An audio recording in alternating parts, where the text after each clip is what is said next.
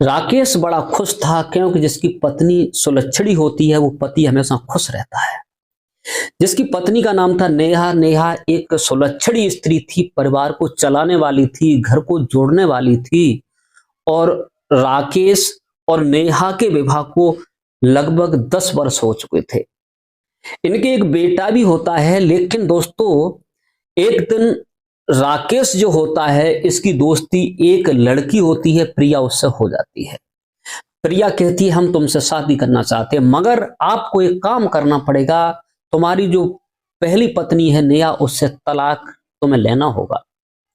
तो राकेश शाम को घर आता है और अपनी पत्नी नेहा से कहता है कि हमें तलाक चाहिए, लेकिन वो हंसी मजाक में गुजार देती है। नमस्कार, मैं हूं प्रेम यादव, ये पूरी सच्ची घटना आप सुनेंगे तो आपके आंसू निकल पड़ेंगे।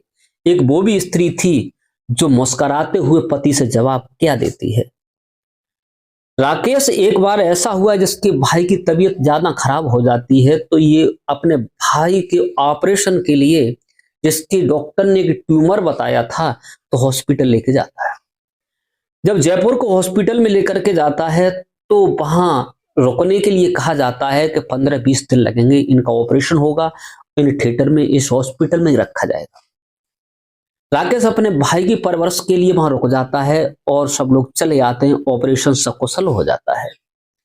इसके बाद जब वहां रह रहा होता है तो एक लड़की की एंट्री होती है, वो अपनी माँ को लेकर के आती है, जिसकी कुछ तबीयत ज्यादा खराब होती है, जिस लड़की का नाम होता है प्रिया। प्रिया भी अपनी माँ को एडमिट कराती है। डॉक्टर ने कहा इनकी तबीयत ठीक होने में 10-15 दिन लगेंगे। तो जो एक रूम होता है उसमें 2 ही बेड होते हैं, तो एक में राकेश का भाई होता है, एक पर जो प्रिया होती है उसकी माँ होती है।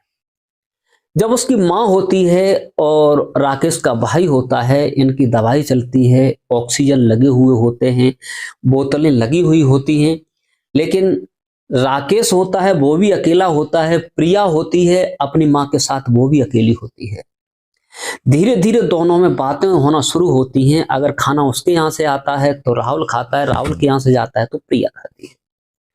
धीरे धीरे इन दोनों में प्रेम परवाहन बढ़ना शुरू हो गया। दोस्तों जब प्रेम बढ़ना शुरू हो गया, एक दूसरे का नंबर लेते हैं, बातें करते हैं, अपने अपने घर आ जाते हैं। नतीजा यहां तक होता है कि दोस्तों राहुल और प्रिया में इतना प्यार परवान बढ़ जाता है कि एक दूसरे के रिलेशन में आ जाते हैं।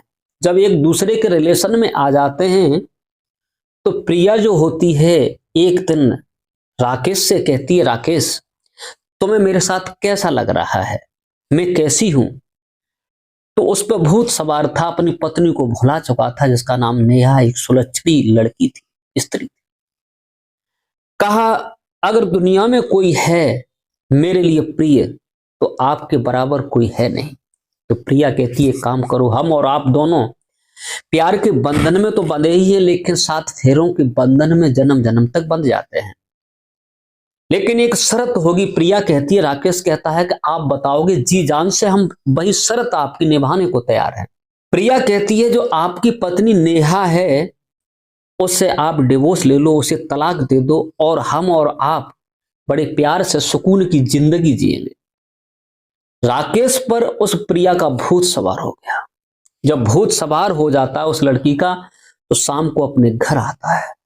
जब घर आता है तो जो सुलक्षणी स्त्री नेहा होती है अपने पति के लिए खाना लगा करके लाती है, टेबल लगी हुई होती है, कुर्सी लगी हुई होती है, पति को खाना देती है। खाना जब देती है तो राकेश अपनी पत्नी से कहता है कि हमें आपसे डिवोर्स चाहिए, आप तलाक हमें दे सकती हैं।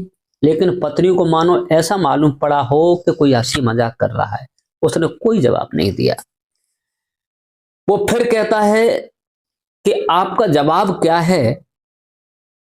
तो नेहा गुस्सा में आकर के लड़खड़ा जाती है और कहती है तुम्हें खाना खाना है या नहीं, खाना खा लो उसके बाद में बात करना, पूरे दिन के घूमे हुए आए हो, हारे थके हो, ऑफिस से आए हो, पहले खाना कर लो, उसके बाद में डिवोर्स का मतलब क्या है।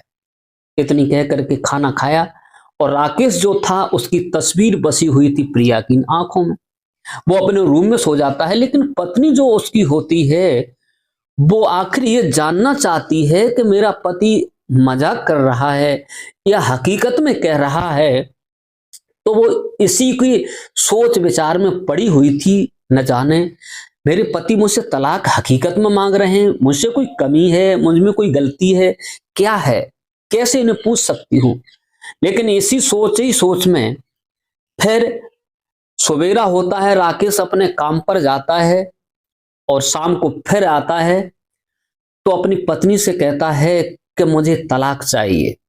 तो उसकी पत्नी पूछती है, राकेश आखिरकार मुझ में क्या कमी है, क्या गलती है, आप तलाक क्यों मांग रहे हैं।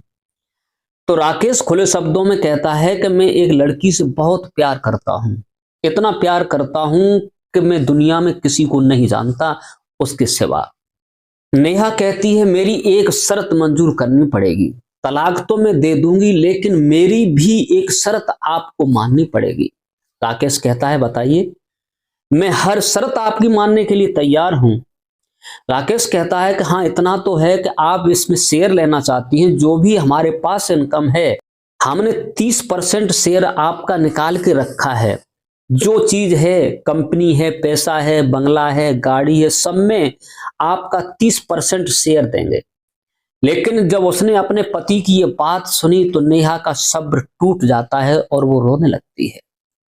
उसके आंसू टपकने लगते हैं, सोचती है काश मैंने कोई गलती की होती, मैंने कोई कमी की होती तो आज मेरा पति मुझसे ऐसी बातें करता। नेहा अपने सब्र के घूंट को पी जाती है और कहती है कि हमें अब कुछ नहीं चाहिए, ना तुम्हारे पैसा चाहिए, ना बंगला चाहिए, ना गाड़ी चाहिए, केवल अगर आप हमसे कुछ लगाव है और हमें जानते हैं तो एक काम करना होगा कि आपको मेरे साथ एक महीना बिताना होगा। वो महीना ऐसे बिताना होगा जैसे शादी होकर के आई थी उसी प्रकार मुझे आप अपनाएंगे और मेरी हर बात को मानेंगे। जैसे आपने सुहाग रात वाली दिन मुझे गोद में उठाया था और पलंग तक ले गए थे, वैसे ही आपको मेरे साथ एक महीना तक यही करना है।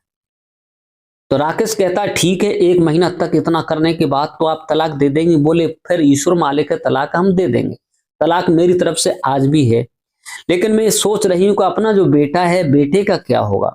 बोले उसके लिए सब कुछ इंतजाम कर दिया जाएगा। धीरे धीरे नेहा का भी सब्र टूट गया बेचारी, और वो पति को वचन देती है और अपने कपड़े पहनती है, एक साड़ी निकालती है, लेकिन उसका बदन सूख करके कांटा हो चुका था क्योंकि उसे भी एक बीमारी थी, लेकिन उसने अपने पति को नहीं बताई थी। उसका पति शाम को उसे गोद में उठाता है, पलंग तक ले जाता है, जैसे शादी हुई थी उस समय जो करते थे वैसी ही बातें करते हैं। रोजाना वही काम होता है, रोजाना वो गोद में उठाता है, प्यार दुलार करता है। धीरे धीरे दोस्तों एक महीना हो जाता है पूरा, एक महीना पूरा हो जाता है जो वचन दिया था, सिर्फ एक ही दिन बाकी होता है।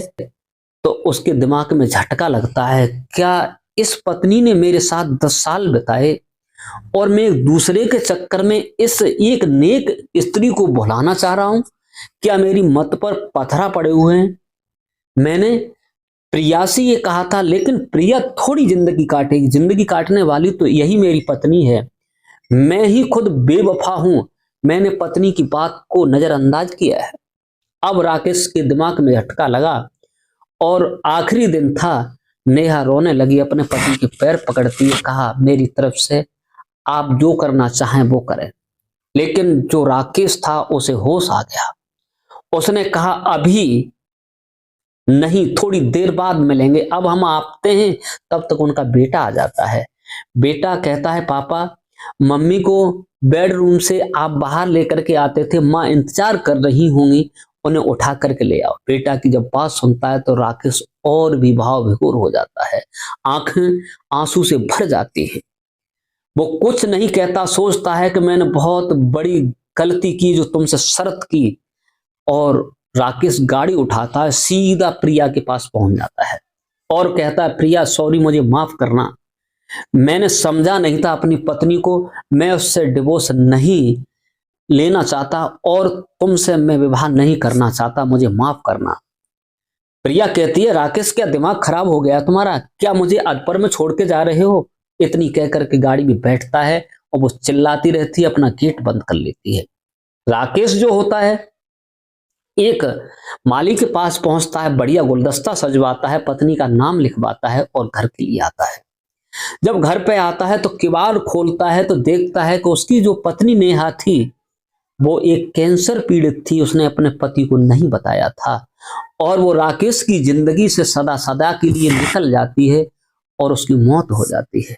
राकेश आता है, गुलदस्ता देखता है, पत्नी के हाथों में रखता है और अपना सर जमीन में मारता है और फूट फूट कर रोने लगता है। कहता है, प्रिया के चक्कर में नेहा मैंने तुझे नहीं समझ पाया। तू एक भले घर की स्त्री थी, भले घर की लड़की थी, तूने किसी बात को मना नहीं किया, केवल यही हमसे कहा था कि शर्त एक है, तो बस शर्त तुम्हारी मेरे लिए थी। आज वो रोता है, बिलखता है, चीखता है, कोई सुनने वाला नहीं होता, उसका संसार उजड़ जाता है। दोस्तों, इस कहानी को सुना करके किसी को परेशान करना नहीं, किसी का दिल दुखाना नहीं, किसी को टॉर्चर करना नहीं, लेकिन मैं सिर्फ यही कहना चाहता हूं कि घर बिगड़ रहे हैं, पति हो या पत्नी हो, अगर पति समझदार है तो पत्नी समझदार नहीं है तो उसे समझा लेना चाहिए। अगर पति समझदार नहीं है, पत्नी समझदार है तो पति को समझा ले, घर कभी बिगड़ेगा नहीं, हमेशा बनता ही रहेगा। दोस्तों, हमारी कहानी आपको कैसी लगी? लाइक, कमेंट, शेयर करना ना भूलें। आज के लिए बस इतना ही, मिलते हैं नेक्स्ट वीडियो में। जय हिंद, जय भारत, अपना ख्याल रखें।